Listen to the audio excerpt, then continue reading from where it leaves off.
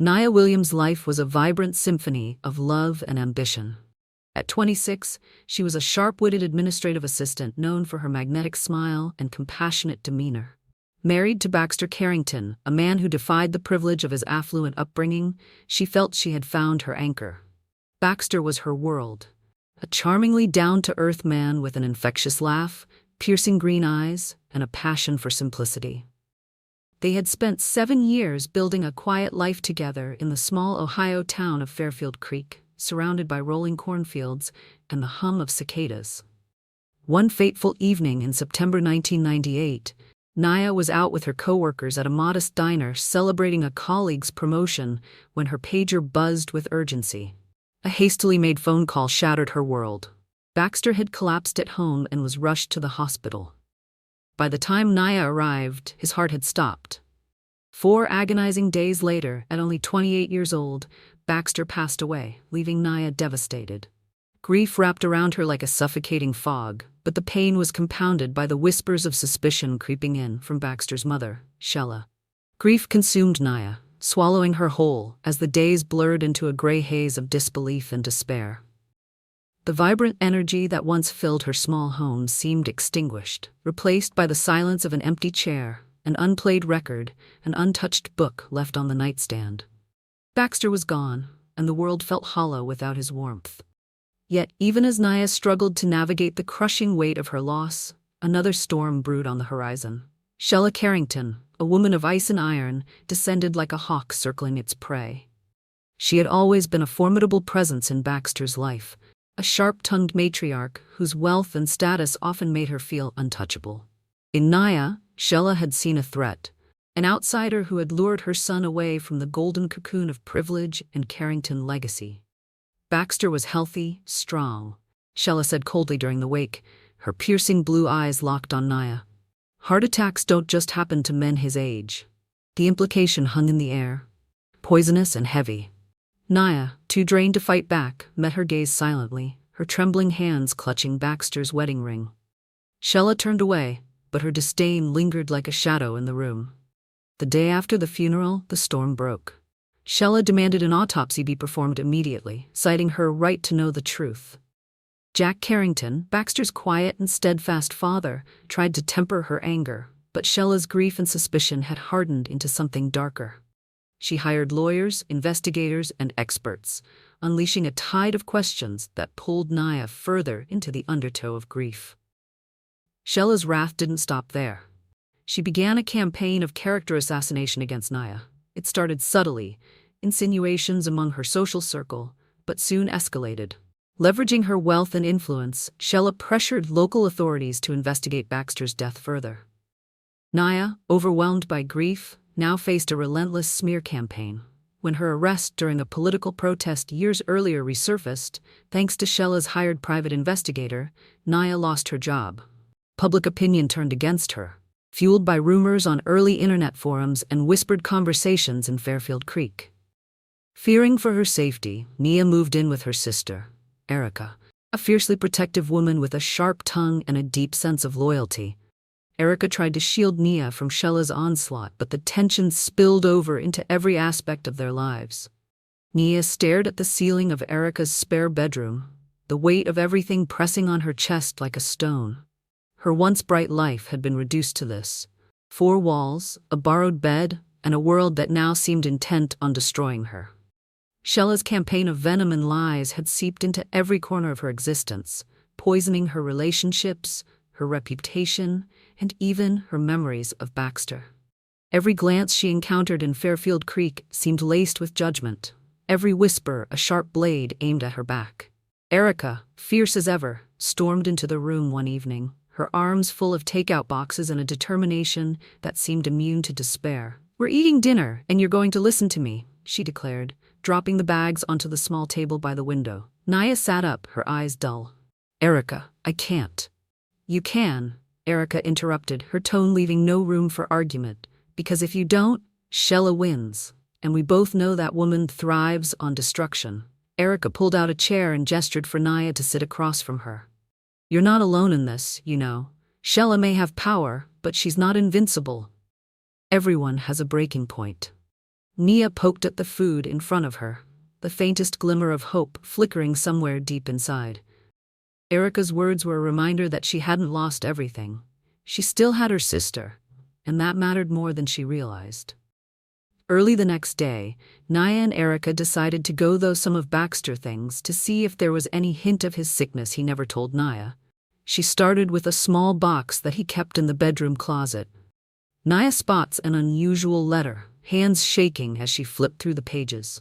Her heart sank when she reached the part about the DNA test, one Baxter had apparently ordered for himself before his death. The results confirmed a secret that shattered Nya's understanding of her husband's life. Jack was not Baxter's biological father. Baxter, who had quietly researched his family history in the months before his death, had confided in Nya about his suspicions but had left out the details he chose not to tell Nya. Now they were in stark black and white, indisputable and damning. The knowledge weighed heavily on Nya. She had no desire to expose this secret, but Sheila's unrelenting attacks left her with little choice. If Nya didn't defend herself, who would? As autumn leaves began to fall, and the town whispered ever louder, Nya made her decision. She would confront Sheila directly, not to hurt her, but to give her the truth, one that might finally silence the accusations and clear her name. She had loved Baxter with her whole heart, and she wouldn't let his memory be tarnished by the venom of a grieving, bitter mother. Sheila had her pain, but Nya carried hers too, and it was time to set things right. The next morning, the local paper's front page carried a bold headline, "Widow's Dark Past, Arrest Raises Questions in Carrington Scandal." The article detailed Nya's arrest at the political protest, painting her as reckless and untrustworthy. Her involvement in the protest, a peaceful demonstration advocating for criminal justice reform, was twisted into a sensational story that made her look like a dangerous radical. Erica stormed into the kitchen, the paper crumpled in her hand. "This is war," she hissed, slamming it onto the counter. Nya buried her face in her hands, tears streaming down her cheeks. "It doesn't matter what I say, Erica. No one will believe me." Erica knelt beside her, gripping her shoulders. "Then we don't let them write your story. We write it ourselves." But how? The power imbalance was staggering. Sheila's connections reached into the police department, the town council, even local businesses. The gossip spread faster than Nya could even begin to refute it. She was drowning, and Sheila was the one holding her under. A week later, a knock at Erica's door jolted them both. Standing on the porch was Jack Carrington. He was a quiet man, always overshadowed by Sheila's forceful personality. His face, lined with grief, looked older than Nya remembered. "I need to talk to you," he said, his voice heavy. Nya and Erica exchanged wary glances before stepping aside to let him in. Jack settled onto the worn couch in the living room, his hands clasped tightly together. He looked at Nya with a mix of sorrow and something else, regret, maybe. "I'm sorry for what Sheila's done to you," he began. His words hung in the air, fragile and unexpected. Nya's throat tightened. "She won't stop," she whispered. "She's trying to ruin me." Jack nodded, his expression pained. "I know, and I've tried to reason with her, but she's consumed by her grief and her need to control everything." "Why are you here, Jack?" Erica asked, her tone laced with suspicion.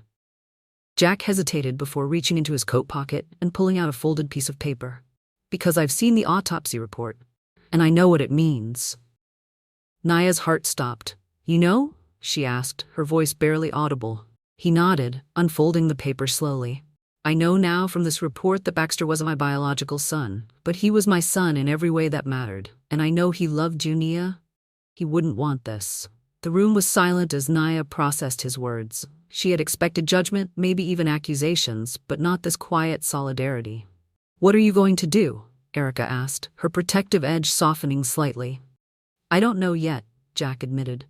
"But I need you to know that I don't blame you. I'll try to talk to Sheila again, but you know how she is."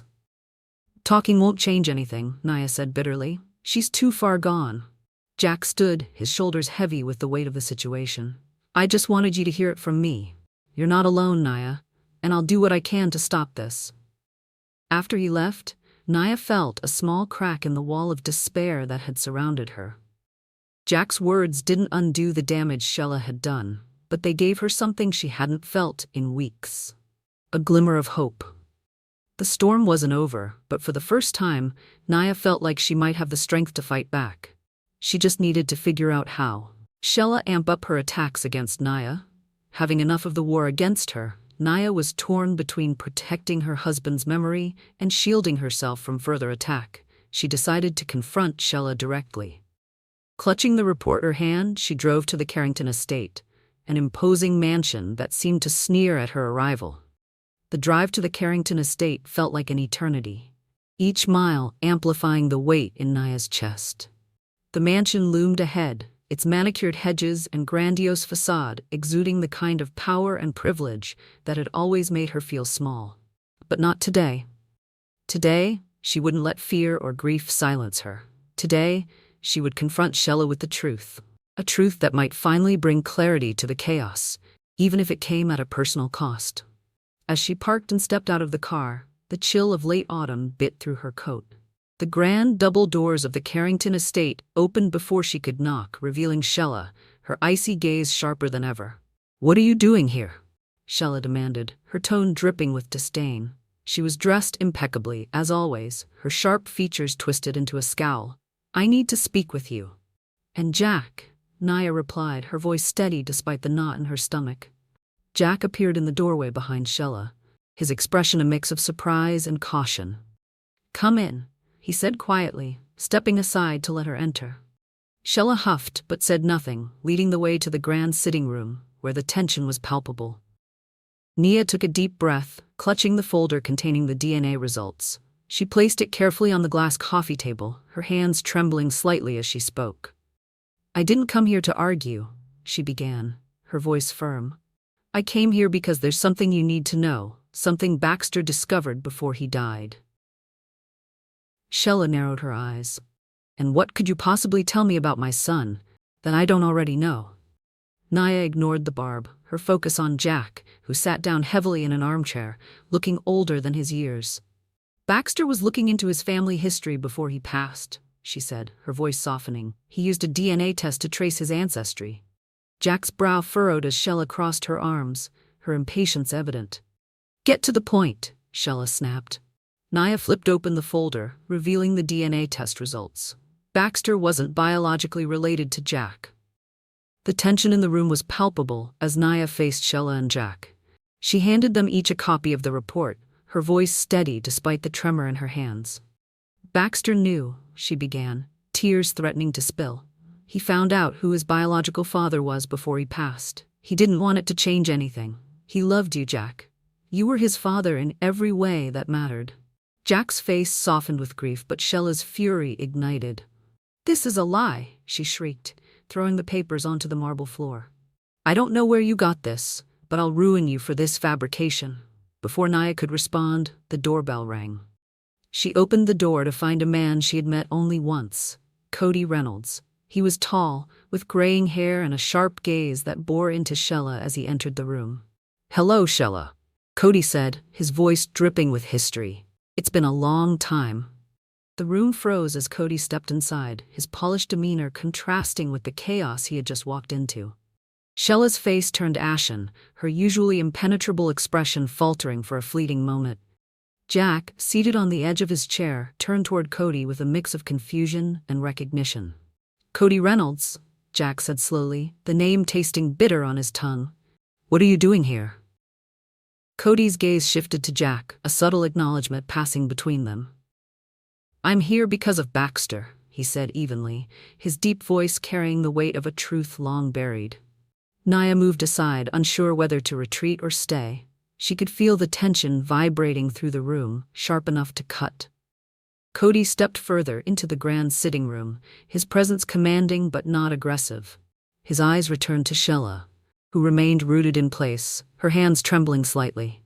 "You don't belong here," Shella snapped, her voice trembling with poorly concealed panic. "This is my home. You have no right." "No right?" Cody interrupted, his tone soft but piercing. "I think I have every right, considering the truth you've hidden for decades." Jack stood abruptly, his chair scraping against the marble floor. "What truth?" he demanded, his voice raw with confusion and anger. Cody hesitated, glancing at Nya as though assessing how much she already knew. Finally, he turned back to Jack. Baxter was my son, Cody said simply, his words deliberate and heavy. She never told you, Jack. She never told either of us. Jack's face went pale, his mouth opening as if to respond, but no words came. He looked to Shella, searching for confirmation, denial, anything. Shella's silence, her wide eyes and rigid posture, was louder than any outburst could have been. Cody is lying, Shella finally said, her voice sharp and frantic. He's always been jealous, trying to undermine our family. Enough, Shella, Cody said, cutting her off. You can lie to yourself, but you can't lie to them anymore. Baxter found me. He reached out a few months ago, curious about his roots. He told me everything about his search, his doubts, and even his love for you, Jack. Jack staggered back, as though the words had struck him physically. He leaned against the mantel of the fireplace, his hand gripping the edge for support. He knew?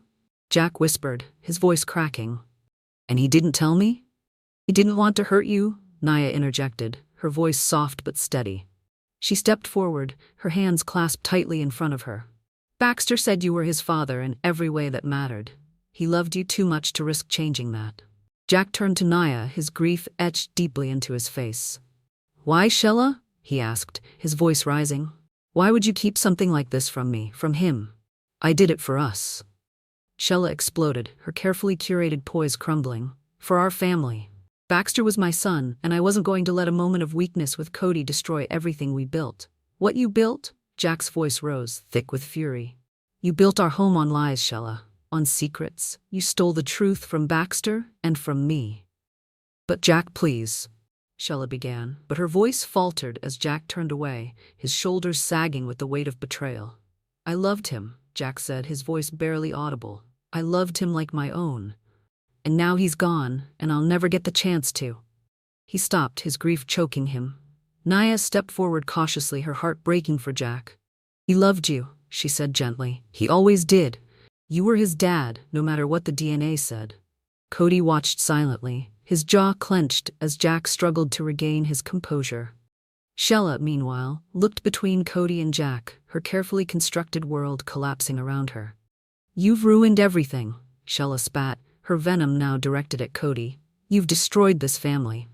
No, Shella, Cody replied, his voice calm but resolute. You destroyed it the moment you decided the truth didn't matter. Baxter was a good man, a better man than either of us deserved, and he didn't need your lies to protect him. Jack straightened, turning to Cody. What do you want? He asked, his tone exhausted but firm. I don't want anything, Cody said. I came because I thought you deserved to know. Baxter reached out to me, but he made it clear you were his father. He didn't want to change that, and neither do I. I'm leaving after today. Jack studied Cody, his expression unreadable, before nodding slowly. Then go. Cody glanced at Nya one last time, his eyes softening. Baxter chose well, he said simply before turning to leave. As the door closed behind him, Shella's fury reignited. You'll regret this, she hissed at Nya, stepping toward her. You've torn my family apart. No, Shella, Nya said, her voice stronger now. Your lies did that. I only told the truth. Jack stepped between them, his voice cutting through the tension. Enough, Shella. Leave her alone. This is over. Shella's face twisted with rage, but Jack's presence left no room for argument. She stormed out of the room, her heels echoing down the marble hallway. Jack turned back to Nya, his expression softening. Thank you, he said quietly, for loving him the way you did. Nya nodded, tears brimming in her eyes. He was everything to me. As she left the Carrington estate, the crisp evening air hit her like a fresh start. The truth was out, and though the scars would linger, she felt a glimmer of hope for the first time in weeks. Baxter's memory was intact, and so was her resolve to move forward, one step at a time. Jack wasted no time in filing for divorce, his legal team moving with a precision that mirrored Shella's own ruthlessness. He held nothing back, releasing a carefully worded statement to the press. I can no longer condone a life built on deceit. My wife's actions betrayed not only me, but the memory of our son, Baxter. The statement sent shockwaves through Fairfield Creek. Friends and allies who once vied for Shella's approval withdrew their support, unwilling to be associated with the scandal. Local charities quietly removed her name from their boards, and invitations to high society events dried up. For the first time in decades, Sheila Carrington found herself utterly alone. While the Carrington empire crumbled, Nya experienced a bittersweet reprieve. Jack, true to his word, made it clear to the community that Nya had been a victim of Sheila's wrath. In another public statement, he commended her strength and love for Baxter, calling her a pillar of dignity in the face of unimaginable grief. The tide began to turn. Neighbors who had once crossed the street to avoid her began offering quiet apologies. Even her former employer extended an olive branch, hinting at the possibility of reinstating her position. But Nya wasn't ready to return to her old life. Too much had changed, and she still carried the scars of Sheila's campaign. Sheila, however, refused to accept defeat. Isolated and humiliated, she launched one final salvo against Nya. She commissioned another investigator to dig deeper into Nya's past, hoping to unearth anything that could shift the narrative back in her favor. But this time, Nya was ready. With Erica's help, she had quietly begun gathering her own evidence. Emails, recorded conversations, and witness statements that exposed Sheila's underhanded tactics. When Sheila's new investigator began reaching out to Nya's acquaintances, Nya struck first, filing a harassment claim and presenting her evidence to local authorities. The case didn't just neutralize Sheila's efforts, it exposed her vindictiveness to the entire town. Reporters picked up the story, framing it as the final unraveling of a woman who had once ruled Fairfield Creek with an iron fist. Amid the chaos, an unlikely bond began to form between Jack and Cody. The two men, once adversaries in both business and personal life, found common ground in their shared love for Baxter. Cody respected Jack for raising Baxter with kindness and integrity, while Jack appreciated Cody's willingness to step forward and confront the truth. One evening, Jack invited Cody to his home, now free of Sheila's overbearing presence. Over whiskey and old photographs of Baxter, they shared stories about the man they had both loved. For the first time, Jack began to feel a sense of closure. Baxter might not have been his by blood, but their bond had been real, and that was something no DNA test could erase. As the months passed, Nya began to rebuild her life. She found solace in writing, pouring her grief and resilience into a memoir about love, loss, and the courage to stand against injustice. Erica, ever her champion, encouraged her to submit it to a publisher, and to their surprise, it garnered interest. The memoir, titled Shadows of the Heart, became a local sensation, offering readers a raw and poignant look at the human cost of power and betrayal. Nya also reconnected with the causes she once fought for, using her platform to advocate for criminal justice reform and mental health resources for grieving families. Through her work, she found a renewed sense of purpose and a community that valued her for her strength and compassion. On the anniversary of Baxter's death, Nya visited his grave, the autumn leaves swirling around her in golden waves. She knelt by the headstone, tracing his name with her fingers as tears slipped down her cheeks. "I miss you every day," she whispered. "But I promise, I'll carry your love with me always." As she rose to leave, she noticed Jack approaching, a bouquet of sunflowers in his hands, Baxter's favorite. They shared a quiet smile, their shared grief forging an unspoken bond. Jack placed the flowers on the grave and stood beside her, the silence between them filled with understanding. In the distance, the Carrington estate stood dark and empty, a relic of a life built on illusion. But for Nya, Jack, and even Cody, the future held something brighter. The truth, finally uncovered, and the chance to move forward, unburdened by the shadows of the past. Thank you for listening to Green Tea Tales. Help grow our channel, like and subscribe.